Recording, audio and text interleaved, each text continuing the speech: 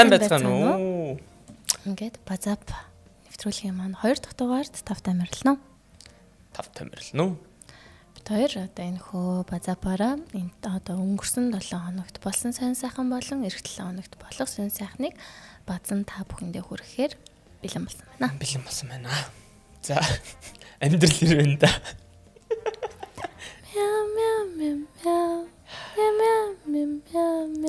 Бас гүн утга агуулж байна.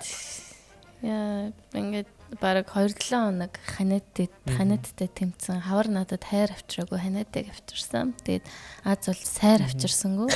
Зарим хүмүүс сайр авчирдаг гэж ярьдаг шүү дээ.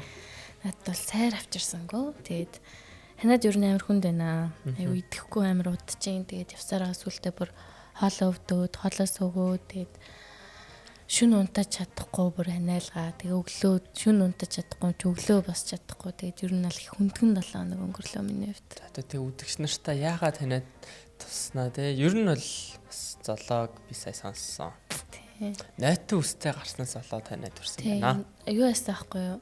Гадаа ингээд гайгүй дулаах юм шиг болоодсан байхгүй. Тэгэнгүүт нь за гэд үсээ бүтэн хатаахгүй гараад тэгсэн чинь яг үндэ одоо хаврын тэнгэр ямар идэг лээ те айгүй юм салхитай байсан. Тэгээд жоохон даарчсан. Тэгээд ингээд би жоохон зараагаад ингээд харна Thailand hot travel өнтер уугаад тэг гайгүй болчих юм болов гэдгсэн чинь гайгүй болохгүй байсан. Тэгээд ингээд хоолоо өвдөд тэг хоолоо өвдөхөөрөө ингээд бүр ингээд дамжраад ингээд явчихна. Тэгээд жоохон хоолоо сөнгө дээрээс нь гуншиж ярих байх шүү энэ дугаар дээр манайхан ойлгоор. Тэгээ би бас баг ярих гэж бодож байна дугаар дээр чи ярээр. За би л их ярих юм дээ. Гэт энийг сонсонгуудлаа шууд гараанаас. За тэгэхээр өмнө 7 хоногийн мэдээнүүдээс би бас явъя гэж бодож байна. Өмнө 7 хоногт нөгөө нэг болсон үйл явдлуудын үргэлжлэл маань гэдэг ч юм уу. Одоо дууссан юмнуудаа бас төрүүлж явъя гэж бодлоо. За Mesa Nomadic Masters болоод дууссан байгаа. За тэгээд сүх жанжны хөшөөн одоо тэр харсан уу? Тийм шагнал одоо юу гэх цом тийм цом гэж нэрлэж. Сүх жанжны одоо сүх баатрын тэр цомыг Heroic гэдэг баг авсан байна. За тэг Heroic багийнхнаа баяр хүргэе. Монголд ирж тэмцээнд оролцсон баярлалаа. $135,000 шагнал авсан. За тэгээд Nomadic Masters-ийн бас нэг гоё юм бол хуучин Монголд болон одоогийн яг Монгол зэр ростер хоорондоо тоглосон байна. Тэн дээр бас худах шүүгний хэрэг 2 удаа гарсан байгаа. Их сонирхолтой байсан тэр бол. За тэгээ CS 2-той холбоотой өөр мэдээлэл юм бол надад яг сонирхолтой санагдсан мэдээлэл нь бол хуучин одоо Navid байсан. Украин алдар тоглогч Simple FaZe Clan орж байгаа. Тэгээ FaZe Clan бол одоо энэ жил major авнаа гэж л ер нь бол үзээд илээ карига өөрөө тэгж хэлж байгаа. Энийг мэдж байгаа хүмүүс бол ойлгож байгаа байхгүй. Би бол юу ч золоо бол зүгээр юу ч ойлгохгүй. Хоосон нүдээр хараад сууж байна. Тийм байна. За тэгээд өмнө л оногт бас нөгөө нэг ярьжсэн те. Хотын даргаыг өөрсдөө сонгодог болёо гэдэг хууль эрхлэлийг нэг иргэн санаачлаад явж байгаа. За тэр маань одоогийн байдлаар яг бичлэг эхлэхийн өмнө би харсан чинь 25,700 гаруй үсгээ зурсан байна. 100,000 хүрхстэй те. Тийм 100,000 хүрж заавал. Харин манайхаа сандлапс. Би бол гаруй үсгээ зурсан. Өгөхгүй дөө те. Би зурсан. Та зурсан уу? Та ч бас зураарай. За иймэрхүү юмнууд байна. Надаа бас өөр юмнууд байна. Тэгээд 4-7 хоногоос бас эхлээд нөгөө татвараа багасгах гээд аяа өрнөж эхэлж байгаа тий. Тодорхой хэмжээний олонний танил хүмүүс маань бас үнд уриалаад явж байгаа. Тэгээд энтэй холбоотой ч гэсэн ер нь бол солигтой шийдвэр гараасаа гэж битүү хүндээ үсэж байгаа. Ер нь бол Монгол улсад бизнес эрхэлдэг татварын өргөө хүн гэж бол бараг байхгүй.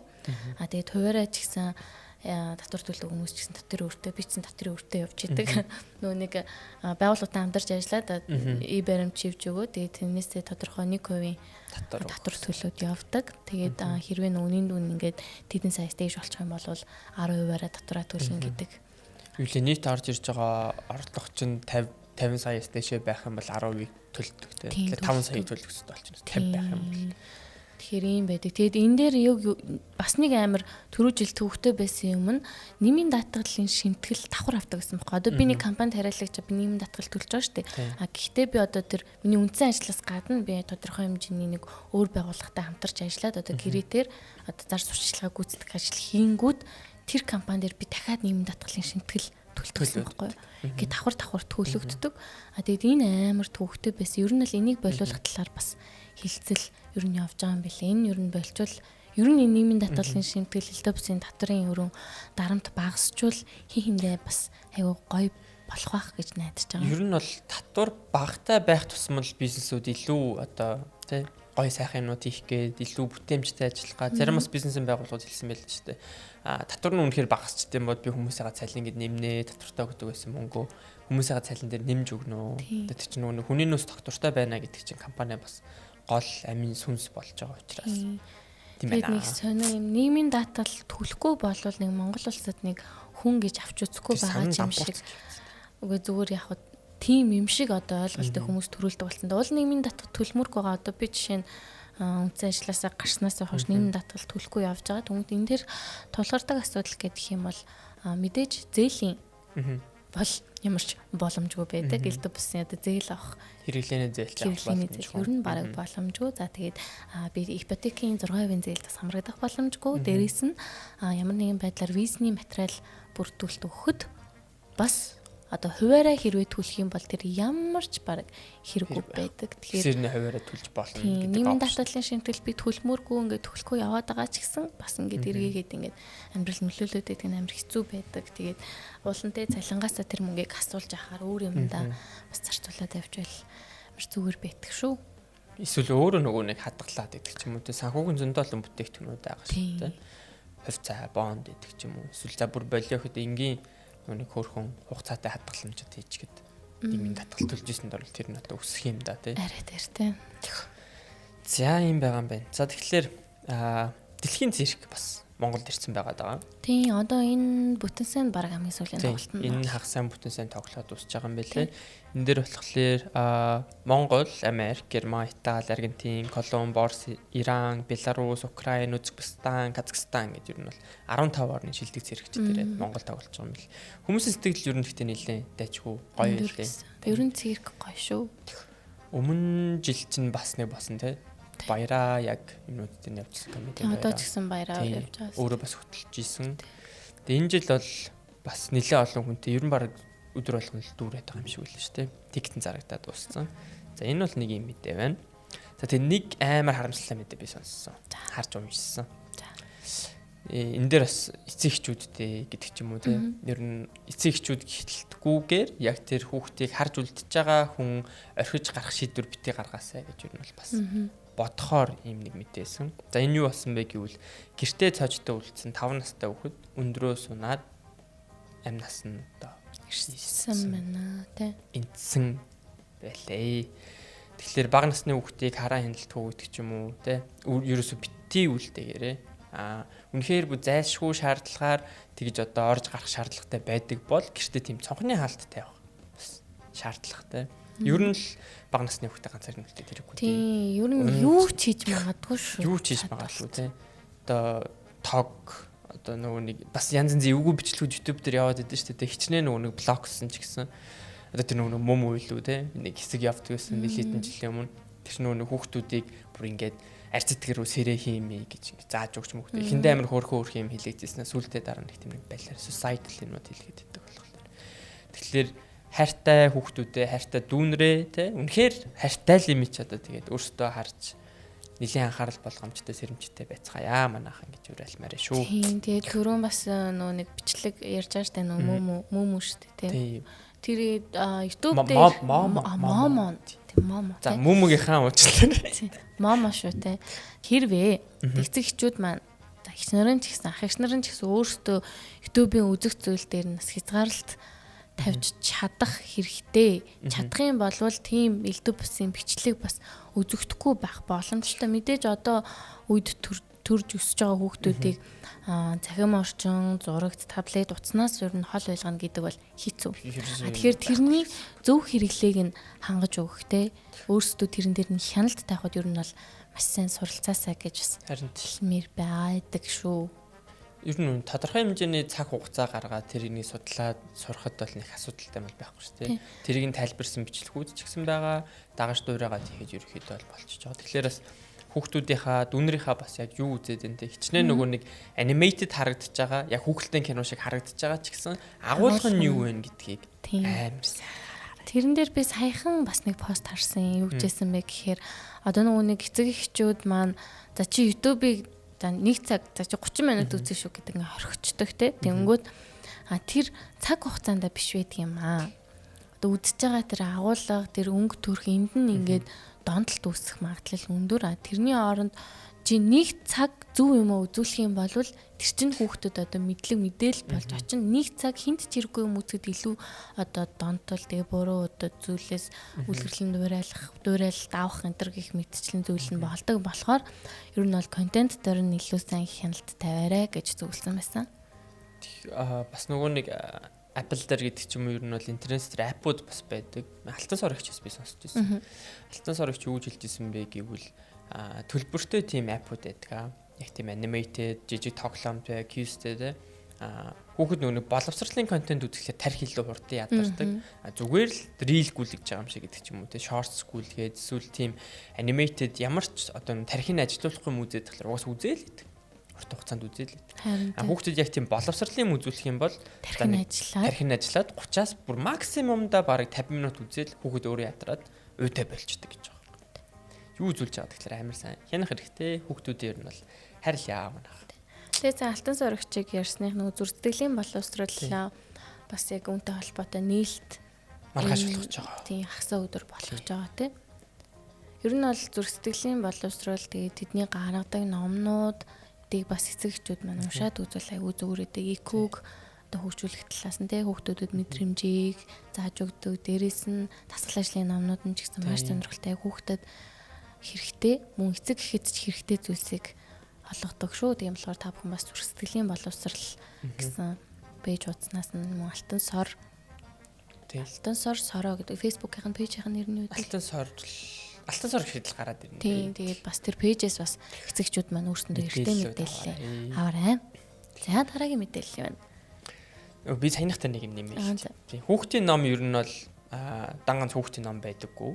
Эцэг эхчүүд хүртэл ер нь бол бүх насныхны ном байдаг. Хүүхдийн ном бол мэдээж ойлгомжтой нүүн хүүхдэд зориулсан контент энэ дээр байгаа. Тэгвэл эцэг эхчүүдэд ах эх нарт яагаад хэрэгтэй байдаг вэ гэвэл тэндээс нөгөө нэг орчин үеийн контент дээр хүүхдтэйгээ яаж ярилцах талаар гэдэг ч юм уу тийм. Хүүхдүүд ер нь ямар хэлээр ойлгоод байгаа юм бэ гэдэг хүүхдийн номноос л маш сайн мэдээж авна. Тэгэхээр залхуур л өөрсдөө бас нэг уншаад үзээрэй тийм. За дараагийн мэдээ болохоор шууд бас нислэгийн талаар нэг мэдээ. Америк руу шууд нисдэг болчихж байгаа шүү дээ. Тийм 4 жил лагт ярьсан тийм. Тэр бол яг нэг дунджаар 4.3 сая төгрөг үнэлгээтэй байгаа. Дахиад нэг шинэ шууд нислэг удахгүй нээгдэж байгаа юм лээ. 7 сарын 29-нд Хөвсгөлийн Мөрөн хотоос бүгд найрамдах Солонгос улсын Чонжо хот руу шууд нислэгтэй болчих юм лээ. Nice. Яа. Тэгэхээр хотоосоо баг Хөвсгөл дээрээс хамарж байгаа. Хөвсгөлөөс шууд Солонгос явах боломжтой болж байна гэсэн. За юм байна. Өөр мэдээ гэвэл дараа 7 хоногт болох гэж байгаа бас гоё ивент байгаа. Дараа 7 хоногт 5 сарын 16-наас 18-ны хооронд ер нь бол одоо баруун хүн болгоны мэддэг, хайртай, очдог, хийсдэг ивент ер нь бол номын баяр маань болох гэж байна. Номын баяр гоё шүү те. Тий. Одоо сүүлийн одоо хэдэн жил болж байгаа юм бэ? Одоо ч 37 дахь номын баяр байгаа. Гэтэ 37 дахь гэдэг нь хавар намар нь хамтдаа үгүй. Тоогоо зүгээр нүн хаварны хийвэл 1 тонн нэмээд ингэж яваад байдаг. Харин тий. Тэгэхээр чин 2 тувааж тоолно гэсэн үг үстэй. Жилийн хэрвээ тооцсон 16 17 дахь жилээ. Тий. Явж байгаа гэсэн үг. Хөдөр нутгуудад номын баяраа софт багчмын зохиогоод явдгийсэн. Одоо бас л нэлийн завг байгаа тий. Номын баярын асар хөтөлбөр гэдэг ч юм. Тий, номын баяраар ер нь бол маш олон номын дэлгүүрүүд хямдрал зарлалдаг, бэлэгтэй худалдаа явуулдаг. Дээрээс нь шинэ номнууд танилцуулагддаг, зохиолчтой нуулзах боломжтой, зохиолчоос нь одоо тий ярилцах боломжтой, гарын үсэг авах боломжтой маш гоё өдөрлөг Сүхбаатарын талбай дээр болдог. Тэгэхээр 5 сарын 16-наас 18-ны хооронд номын баяр маань болох ч юм байна. Тэгэхээр номонд дуртай хүмүүс маань ер нь бол очиод нэг үзээрэй. Тэгээд бас тэндээс хүүхдүүдтэй түрүүний ярьсан сэдвэр бас те хүүхдтэй хэрхэн зөв ном олохоо мэдгүй байх юм бол номын баяр дээр очиод Eco Kids-ийн болон бас Nepco Kids-ийн номнуудыг сонирхоод үзээрэй. Яг өөрийнх нь насных нь ангилалд зориулсан аюу гой номнууд байдаг шүү гэж хэлмээр. Тэр өөртөө зөндөө уншсан бэлээ. Бас нэлээд сайн мэдээд. Би ч одоо орой алган 3 ном уншдаг. 3 намын шүлээ гэлдэг. Эхлээл бүр 10 марвыг уншдаг үстэй. Би бүр ингээс үлдээ ядраад тэгээд за яг 3 гэж аваад яг орой болгон 3 намын шүж өгч унтдаг. Тийш нэг тохиролцчул бас амартай. Тэгэхгүй нүг заримдаа нэг хитрхий дураар нь ялгаж. Би ч хүүхэд түлтэй. Тэгтээ нүг хүүхдүүдтэй нэлээд ажилтдаг байсан болохоор яг нэг ингээл уншаад өгчих юм бол яг дуртай сонирхлын татчих юм бол тэгэл уншуулаа л. Ойлгохгүй бүр. Байгаад яг нүг бицмар санагддаг ч юм уу те. Эсвэл яг нойр морь нь хөрсөн үедээ л бүр нэг залхаад байлна гэхээсэн ш. Би тэр чи яг тийм дүрмтэй болтон. За намаа сонгоод иргэл. Тэгэл нөгөөдөр чи 3 намаа барьж ирэл. Зайлыг нь төрүүлж уншуулах уу. Тэгээд тэр нь барыг би уншихч угаасаа цээжилсэн. Зүгээр хууцын эргүүлж өгөө. Хууцын эргүүлээл. Одоо өөрөө ер нь бол барыг уншдаг болж байгаа. Тэгээд Неко гизээ ер нь бага насны хүүхдүүдэд зориулсан намнууд аягүй хөөрхөн байгаа гэдэг шүү дээ. Тийм байна. За танд мэдээ. Түрүүчийн 7 хоногт болж өнгөрсөн бас сонь сайхан юм гэх юм бол Хурмын Экспо энэ хагас бүтэн санд болсон байсан. За тэрэн дээр ер нь бол миний таньдаг ойр тойрны хүмүүсээс очсон. Тэгээ сонь сайхан ер нь нэлээд сонссон л та. Тэгээд хурим хийх гэж байгаа хүмүүс ер нь бол нэлийн их болсон байна гэд тэгчихлээ. За. Тэгээд тэр чин өмнө нь бол нэг цөөхөн том газруудад одоо тэр хурим зохион байгуулалтанд оролцдог газрууд нэгдээд цөөхөн экспо болдог гэсэн чинь энэ хагас бүтээсэнд бүр хаа сайгүй ингээд амар олон төрлийн экспо болж исэн. Тэгээд тэнцэн очих болгонд бүр маш олон хүнтэй байсан гэд тэгжээлээ. Тэгээд хурмын экспотой холбоотой сонирхолтой юм гэх юм бол юу байсан бэлээ. Brand Media Agency. Тэр одоо зохиосон ивент дээр юм 25 минут тутамд атцантай тийм ивент нь тэгэж болсон юм байлээ. Одоо юм байсан гэсэн хамгийн бараг супер нь юу ч юм дэ Diamond Ring.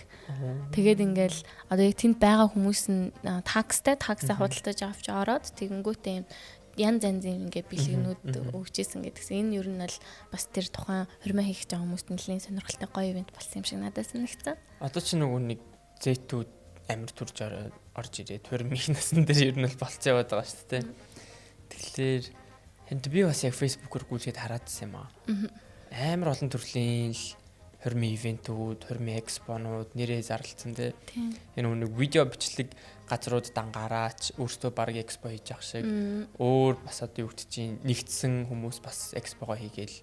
Ер нь гэхдээ бас зах зээл нэлийн бас том байна тий. Тийм тэгээд бас одоо хурмын сар чинь яг одоо эхэлдэг. Тэгээд нэг Израиль за нэг 9-10 сар хүртэл үргэлжилдэг байхгүй яагаад тэгэхээр нөгөө нэг зуны бид нар чинь дулаахан 3 сартай. Тэгээд яг энэ зуны өдрүүдэд хүмүүс бас хурмаа хийгээлүүд үздэг. Тийм болохоор яг одоо одоо үе нь болохоор ер нь л экспонууд ингэж их болдог. Бас сонирхолтой. Тэгээд хурмаа хийхэр болох юм бол бага экспорт үзэл хэрэгтэй байна да тий. Бүгднгээр баг дамжих хэрэгтэй юм шүү. Тийм шүү дээ. За дараагийн их болохоор Улаанбаатар хотын талаар байгаа. Улаанбаатар хот маань жирэмсэн болсон. 14 хүүхэдтэй болсон. Болох ч байгаа гэх юм уу тий. Одоо яах юм. Яг 6 сарын 1-ээс гэдэг нь үний юм уу дээр. Харин тэгсэн л. Дараа жилийн 1 сарын 1 мэдэн дээр болохоор дараа жилийн 1 сарын 1-ээс гэсэн байсан. 1 мэдэн дээр тэр 6 сарын 1-ээс гэдгсэн байсан. Гэхдээ яг энэ бол нэг тийм би нөгөө нэг аль талаас нь уншаал судлаад үзсэн л дээ. Буруу юм бол ерөөсөө биш юм билээ. Тийм, ер нь гол нь тэр тайлбарлаж байгаа хүн нь те тэр тайлбарлаж байгаа тайлбар нь үнэхээр тийм. Тэр нэршил одоо тэр юу нэг гарчиг нь буруу яваад байгаа биш үү? Би аль тэгж ойлгосон. Одоо нөгөө нэг Шархат хот одоо Шархат хотынх нь те одоо Шархат хоттой байх хэвээр мостой гэж мэд. Тийм биш нүү зүгээр бүсчил жижиг болгож байгаагаар яг хав давуу тал үүсэж байгаа нь нэг тэр жижиг газарт чинь байх хэвээр номын сан гэдэг ч юм уу те цэцэрлэгт хүрээлэн гэдэг ч юм уу. Тиймэрхүү бүтээн байгуулалтуудыг хийхэд илүү хүндрэлгүй болчихно. Одоо Улаанбаатар хотод нөгөө нэг газар угаасаа байхгүй байгаа.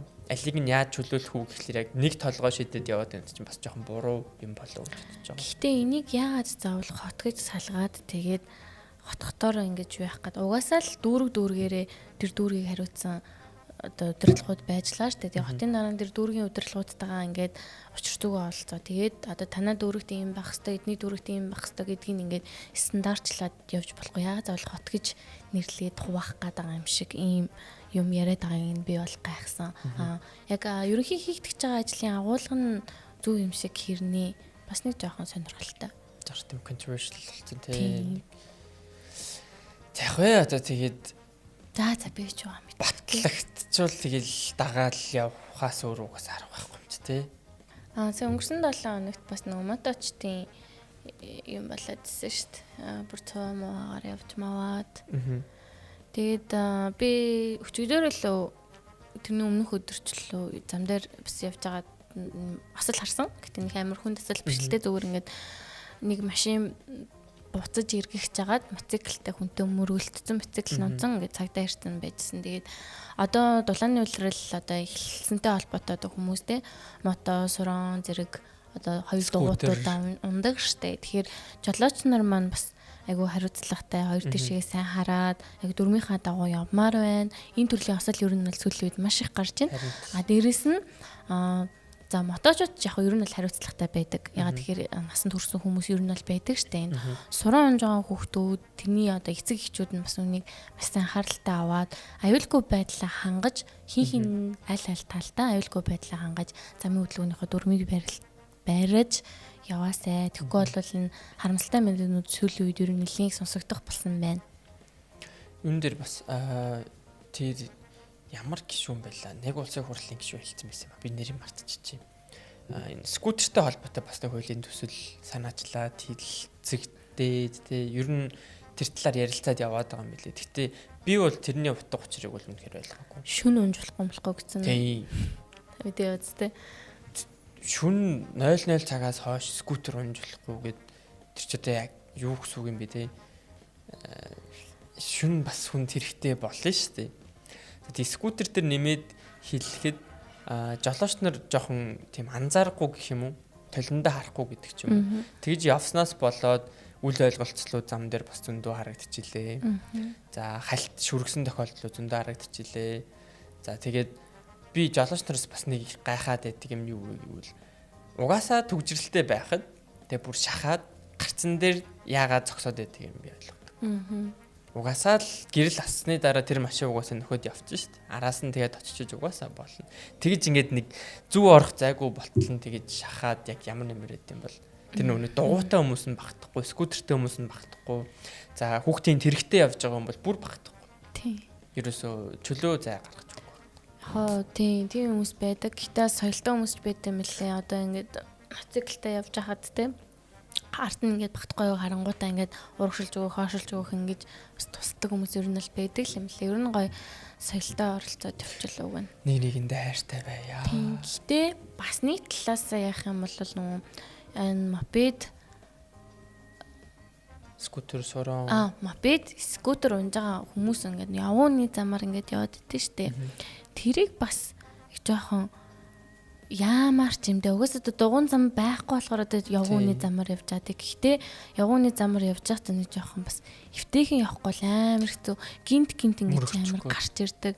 Одоо би жишээ нь ингээд чихвч сонсоод ер нь алхаж явах амар дуртай байхгүй. Тэгээд ингээд явууны замаар ингээд яг чихвчтэй ингээд алхаж ангууд гинт хажуудлаас ингээд орж ирэл ингээд амар юм тухгүй байдал шууд ингээд хүнийг оруулаад ингээд стресс түлээд идэг. Тэгээд энэ дээр бас бүгдээрээ тий болж өгвөл дугуун замтай гэхдээ газрууд бэдэг. Дугуун замтай газраараа дугуун замаараа явахгүй яа ингээд явууны одоо ингээд цэмдэлцэн ингээд яваад идэг. Хэрвээ тийм зориултын зам нь байвал зориултын замаараа яваад байхгүй байх юм бол яг баруун тал руугаа ч юм уу шахаад явчвал амар зүгээр. Би бол одоо алхаж явж байхдаа дандаа баруун тал руугаа шахаж алхаж явж байгаа. Тэгээд бас хэцүү шүү дээ тий. Зүгээр явжсэн чинь нэг хүнд ингээ мөргөлдөөд буу юм болоо тэгээд явах чи ер нь бол цаг хугацааны хувьд ч тэр эрүүл мэндийн хувьд ч тэр амар хэцүү болохоор нэлээд дандаа шахаж явдаг. Би бол яг скутер ундаг хүн байгаа. Тогтмол өдөр тутамдаа аль болох хүнд лай болохгүй саад болохгүй гээд өнөөдөр нэрээ яа амар юм болсон ш надад. Би ингээ скутертэй явж яваа. Гарцаараа бол дүрж гарах хэрэгтэй байдаг байхгүй. Тэгээ би яг миний урд яг нэг 2 хүн явж исэн. Угаасаа багтгааргүй сайж байгаа нь. Тэгээ би зүгээр арт нь нээсэн.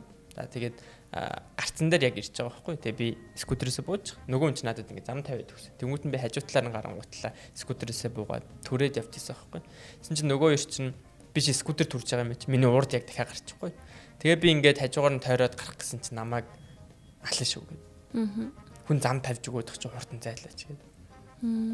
Би тэгээ гайхаад би чихвчтэй байсан байхгүй. Тэгээд аваад яасан гинэ гэсэн чи бүр ингээд тэр залуу бүр натар бүр ингээд дайраад натар ингээд тулж наа мөрлөөд хүн зам тавьж өгöd чи хурдан яваач чи гээд. Чин нэг 2 секунд дотор л зурж байгаа шүү дээ. Тэс нэг жоохон юм дээр соёлтой баймаар байна. Мэдхгүй юмдаа нэг тэгж бас битээ уурлаарэ гэж хэлмээр байна. Одоо тэр залуу намайг үцгэл ах та тий. Оо.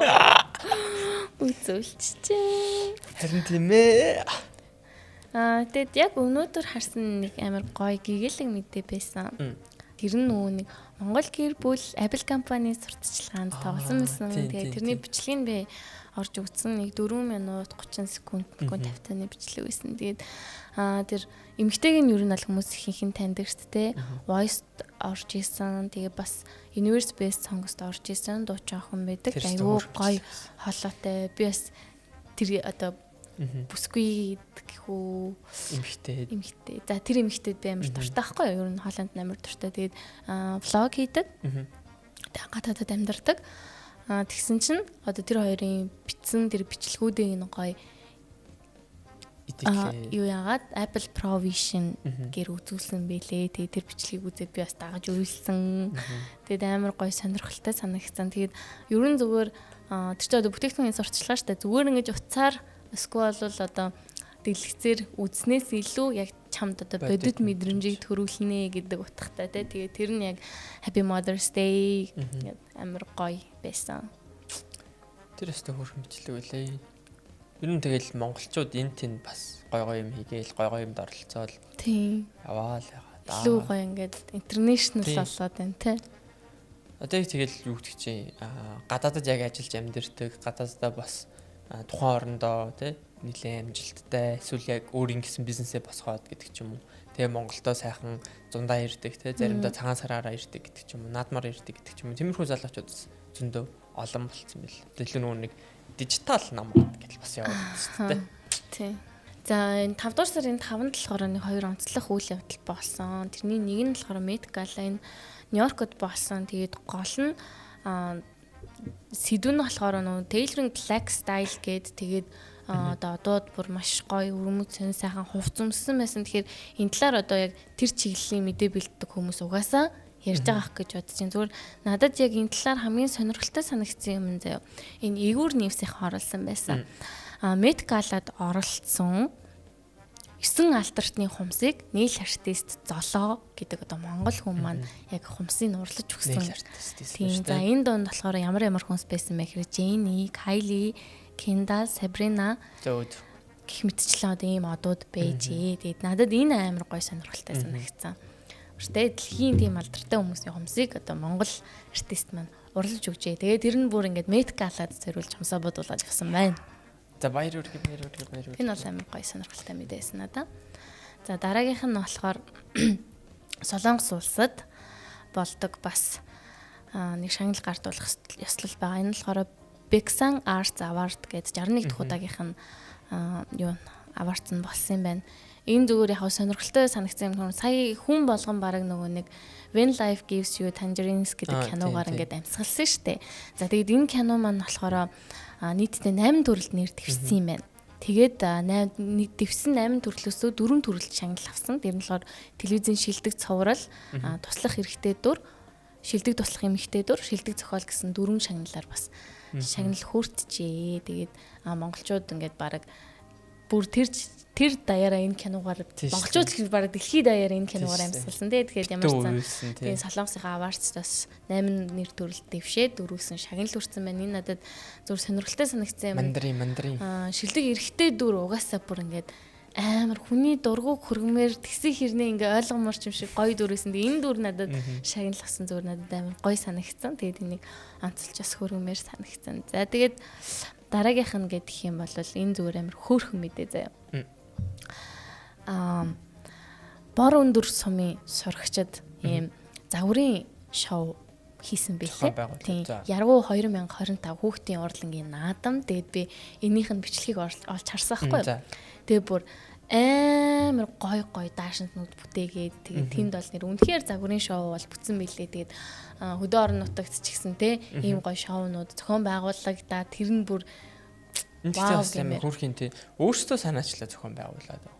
энэ мэдгүй энэ яг яаж явдгийг мэдгүй ямар ч яруу 2025 хүүхдээ урлагийн наадам босон. Тэгээд энэнийх нь бор өндөр сүмийн сурагчдын бичлэг орсон байсан. Тэрийг хараад бүр энд нэлээд амар хандлттай бас юу байлаа. Тэгээд бүгдээрээ юм гард орох материалууд ашиглаад загвараа бүтээгээд өөртөө загвар өмсөжсэн юм гоё шоу болсон бэлээ.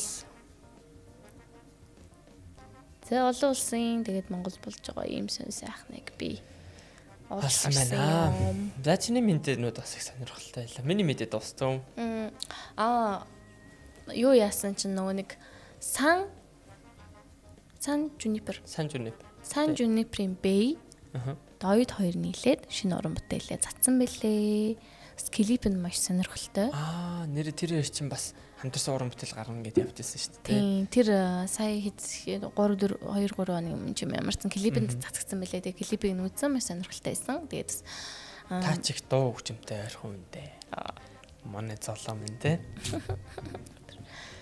За бид хоёрын одоо бэлдсэн мэдээнүүд маань энэ түрээд өндөрлөж байна. Тэгээд дуустал нь сонсон та бүхэндээ баярлалаа. Тэгээд 2 дахь дугаарыг бас тэ чадаа дүүрэглээ. Цаашдаа мэдээд сайжраад явна гэдэгт итгэлтэй байна. Subscribe дараад бид хоёрыг хүлээж аваарай. Баярлалаа. Баяртай манайхан дараа 7 хоног туулцгаая.